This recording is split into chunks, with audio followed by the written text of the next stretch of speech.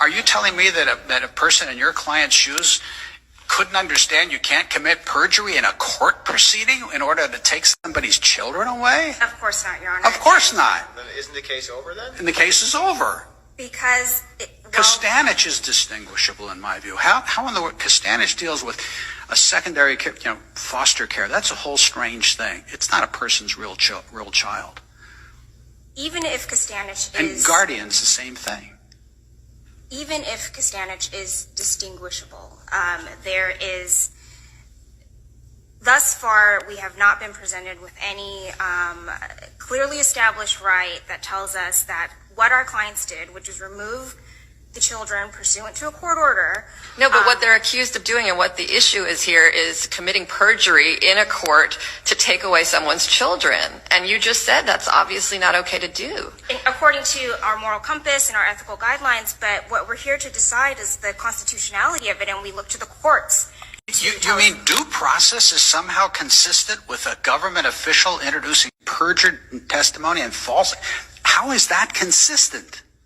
I mean, I hate to get pumped up about this, but I'm just staggered by the claim that people in the shoes of your clients wouldn't be on notice that you can't use perjury and false evidence to take away somebody's children. That to me is mind-boggling. In criminal proceedings, we know this to be true because that... No, like criminal proceedings, it's a court proceeding with a liberty interest, a fundamental liberty interest at stake. And on the reverse side, the state... And you're telling us that these officials who do this all the time couldn't be on notice that you can't commit perjury and put in false evidence. I understand broadly the principle that common sense tells us that lying is wrong and lying to... Yeah, but it's more than common sense. We're not using common sense. We're using the statutes, for example, against this kind of behavior.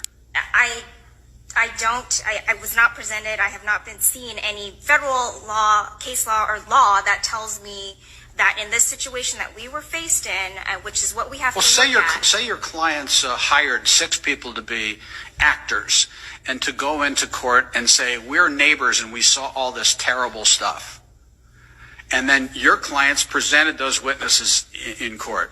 You're telling me that they would have no reason to believe that you can't do that because there was no federal case that says you can't bring actors into court to swear falsely against somebody. But again, here we're appealing to sort of a broader definition of what is a clearly established right. I mean, we have to find the clearly established right in the context that our social workers were presented with, which was they were faced with a court order. Again, I can't even believe for a microsecond that a case